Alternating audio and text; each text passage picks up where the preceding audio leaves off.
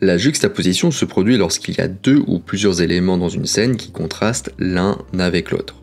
On peut aussi appeler ça le contraste conceptuel. Pour créer une juxtaposition, la photo doit contenir au moins deux éléments ayant un fort poids visuel, donc qui attirent l'attention, qui attire l'œil. Le spectateur regarde ainsi ces deux éléments quasiment en même temps et arrive à voir ce contraste. La juxtaposition est un outil de composition intéressant, car elle permet souvent de surprendre en rapprochant dans une même photo deux éléments contraires qu'on n'a pas l'habitude de voir ensemble, ou en tout cas très rarement. Alors comme ça peut vous sembler un petit peu abstrait tout ça, et vous avez raison.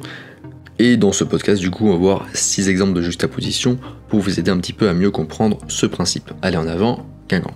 Avant de commencer, je vous rappelle que sur mon site photomaniac.fr, vous pouvez accéder à une formation gratuite sur les bases de la photographie. Donc si le sujet vous intéresse, n'hésitez pas à y aller et à vous y inscrire. Premier exemple de juxtaposition, jeune et vieux.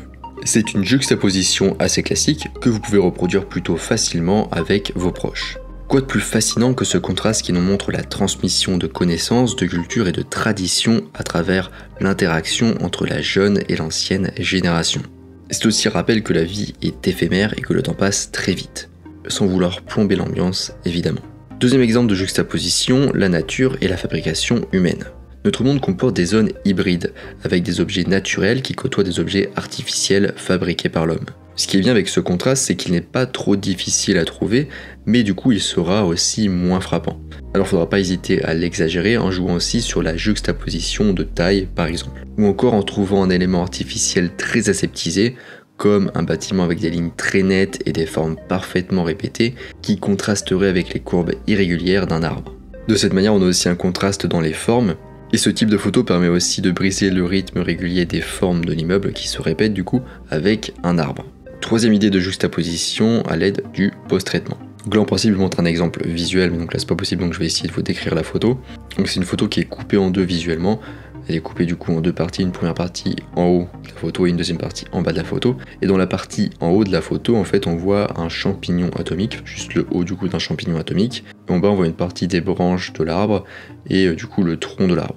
Donc ça en fait c'est une photo qui est coupée en deux, le champignon atomique en haut et un arbre en bas. Mais de la manière dont c'est coupé, ça permet que la bombe soit dans la continuité de l'arbre.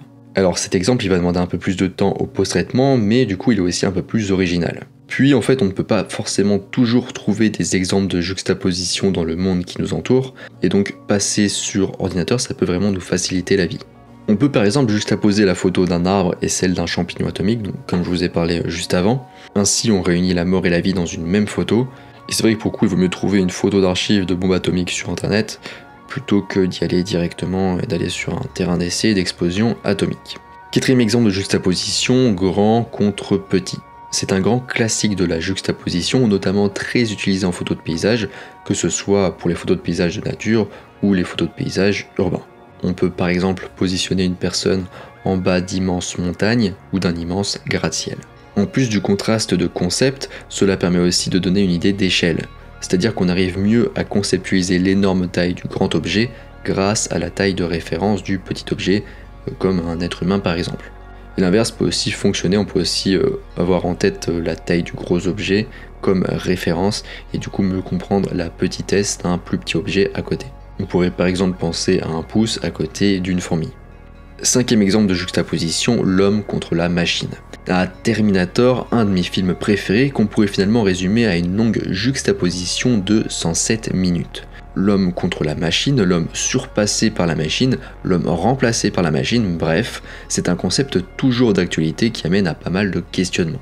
On peut par exemple penser à un ouvrier à côté d'une grosse machine de chantier, ou encore à un technicien face à des tonnes de câbles sortant de serveurs, ou encore à des hôtesses de caisse à côté de caisses automatiques. Donc ici j'utilise un exemple que je vais essayer de vous décrire dont je vais parler là, n'hésitez pas à aller voir la vidéo YouTube pour avoir plus d'exemples visuels avec des photos.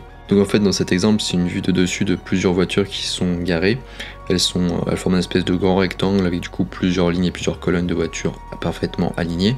Et dans la photo en fait, à un moment il n'y a pas de voiture à un endroit et à la place il y a une personne qui est allongée et nue. Donc ici nous avons une photographie aérienne qui utilise des motifs et la juxtaposition de concepts. Le vide dans le puzzle auront aussi le motif puisque nous nous attendons à voir une autre voiture. Et du coup en fait à la place on a une personne. Et la personne nue crée un contraste entre le naturel et l'artificiel. Sixième exemple de juxtaposition, la puissance contre la faiblesse.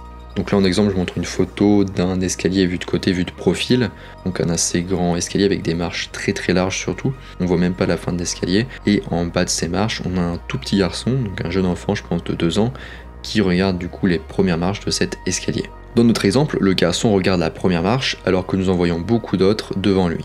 C'est une image puissante des lignes fortes et proéminentes en contraste avec le petit garçon, momentanément trop petit et faible pour les gravir. On pourrait penser aussi à d'autres exemples, comme à une petite fleur qui se retrouverait à côté de la route, un gros 4x4, qui ferait aussi d'ailleurs un excellent contraste artificiel contre naturel, et aussi un bon contraste de taille. Et on pourrait aussi penser par exemple à un arbre brisé, à une tempête ou une tornade à l'arrière-plan.